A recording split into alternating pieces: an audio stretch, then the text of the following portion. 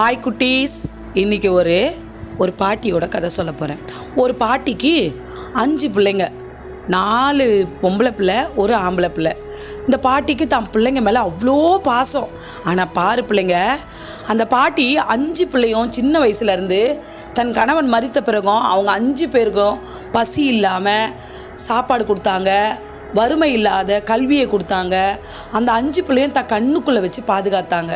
அந்த பாட்டி வயசாக என்ன பண்ணாங்க தெரியுமா? அந்த 5 பிள்ளைக்கும் கல்யாணம் பண்ணி வச்சாங்க. அவங்க எல்லாரும் நல்ல சுகபோகமாக வாழ வச்சாங்க. அவங்க என்ன பண்ணாங்க, அவங்க ஊருக்கு செட்டில் ஆகிட்டு போயிட்டாங்க. அந்த பையன் கூட, தன்னுடைய ஒரே மகன் கூட அந்த தாயை, வயதான தாயை விட்டுட்டு வேறு ஊருக்கு போயிட்டாங்க.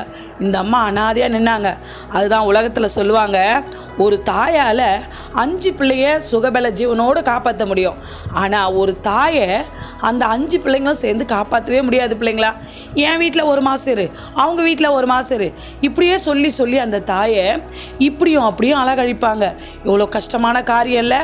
இந்த சிறு வயசுலேருந்தே நம்ம அப்பா அம்மாவை எப்படி நேசிக்கணும், நமக்காக இரவும் பகலும் பாடுபட்டு நம்ம படிப்புக்காக, நம்ம உணவுக்காக, நம்ம உடல்நிலைக்காக கவலைப்படுற பேரண்ட்ஸை நம்ம விட்டுடலாமா? விடக்கூடாது பிள்ளைங்களா. அப்படி இந்த பாட்டி என்ன பண்ணாங்க, தான் 5 பிள்ளையால் இவங்க தனிமைப்படுத்தப்பட்டு ஒரு இடத்துல வாழறாங்க. ஆனால் பயபக்தி உள்ள தாய். அவங்க ரொம்ப அருமையாக ப்ரேயர் பண்ணுவாங்க, ரொம்ப விசுவாசமாக இருப்பாங்க.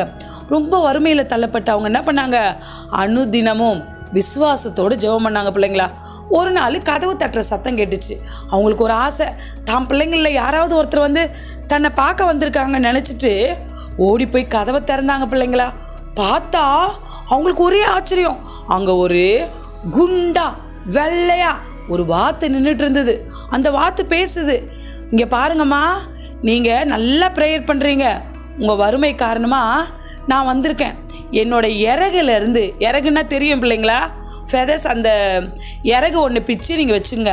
அதில் எப்போவுமே நீங்கள் அதை பார்க்குறப்போ, அதுக்கிட்ட ஏதாவது கேட்குறப்போ உங்களுக்கு என்ன கிடைக்கும், நிறைய பொருள் கிடைக்கும். அதை வச்சு நீங்கள் சந்தோஷமாக வாழலாம் அப்படின்னு சொல்லிட்டு போயிடுச்சு. அந்த பாட்டியும் அதோட இறகை பிச்சு வச்சு நிம்மதியாக வாழ்ந்தாங்க. பிள்ளைங்களா, ப்ரேயரிலே இருப்பாங்க, வாழ்ந்துகிட்டே இருந்தாங்க. உடனே அவங்க 5 பிள்ளைங்களுக்கும் இவங்க ரொம்ப வசதி ஆகிட்டாங்கன்னு தெரிஞ்சிட்டு எல்லாரும் ஒன்றா வந்து சேர்ந்துட்டாங்க. பாரு பிள்ளைங்களா, இந்த காலத்தில் அன்பு பாசம் அதெல்லாம் கிடையாது, பணம் தான் முக்கியம். அந்த அம்மா தன் பிள்ளைங்க தன்னை கைவிட்டு போன கவலையை துளி கூட நினைக்காம மறுபடியும் தான் 5 பிள்ளைகளோட சுகபோகமாக வாழ்ந்தாங்க. பாரு பிள்ளைங்களா, நாம் எப்படி இருக்கோம் இந்த காலத்தில்? பணத்துக்கு முக்கியத்துவம் தரமா, பேரண்ட்ஸுக்கு முக்கியத்துவம் தரணுமா? நீங்களே யோசிச்சுங்க. சரியா? பாய் குட்டீஸ்.